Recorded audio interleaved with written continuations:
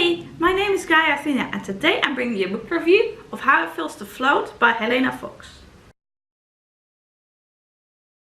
How It Feels to Float by Helena Fox is the author's debut novel, and it is a young adult contemporary fiction, and it involves themes of mental health and mental illness. It is own voices representation for that, and it is also own voices for some LGBT elements. This book is written by an Australian author and it takes place in Australia. The book is about Biz, and her dad passed away when she was 7. She sees him and talks to him, but she doesn't tell anyone about that. The book involves themes of grief, depression. One element of what I personally really appreciated in this book is the dissociation. I don't know if you know what that means, but that is something that I have experienced myself regularly throughout my life.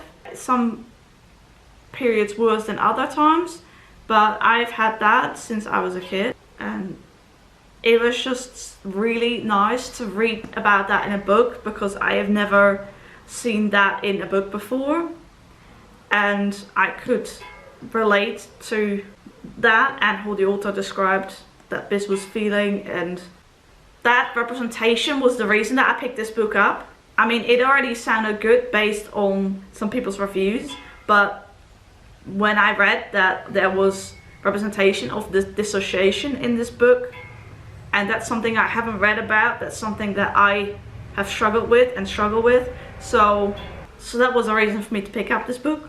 There are themes of grief in this book, and of like mental health and depression, so if you're not in a good place for that, then maybe don't read the book until you feel in a bad place.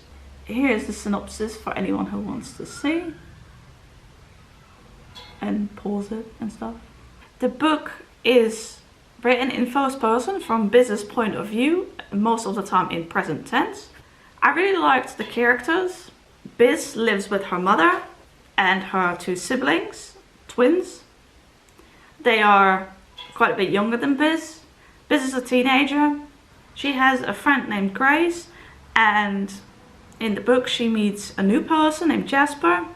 Well, I don't want to spoil too much, and I always find it hard to summarize, well, give a synopsis for a book or anything.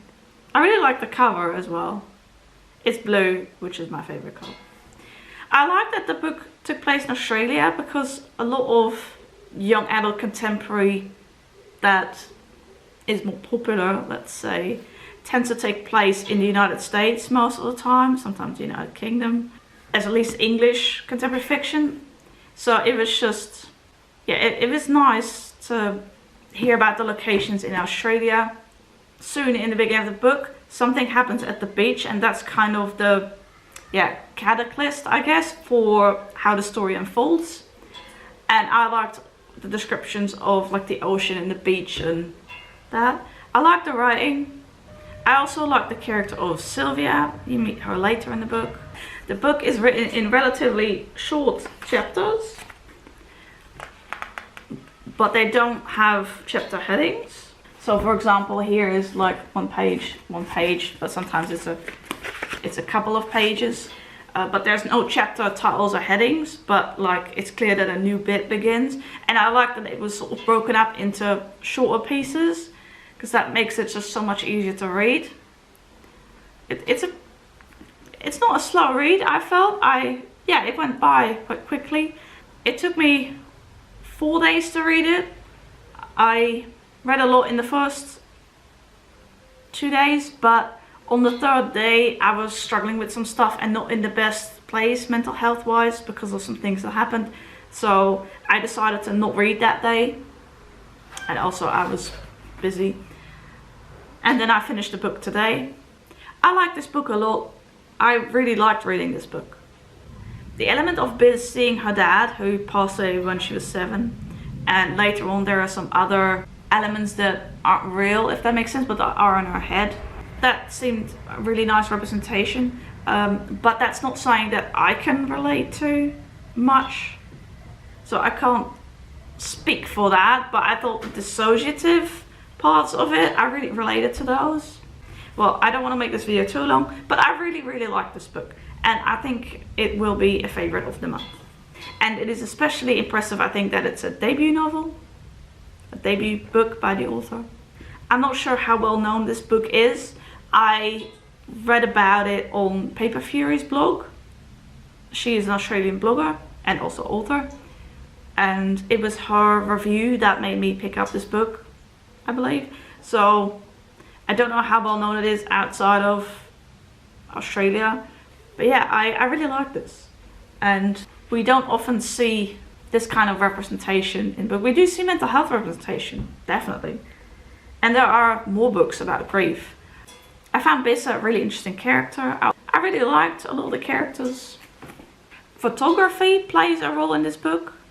And I liked reading about the photography, and it's an interest of Biz, the main character. Her full name is Elizabeth. And I found that a really interesting aspect to read about as well.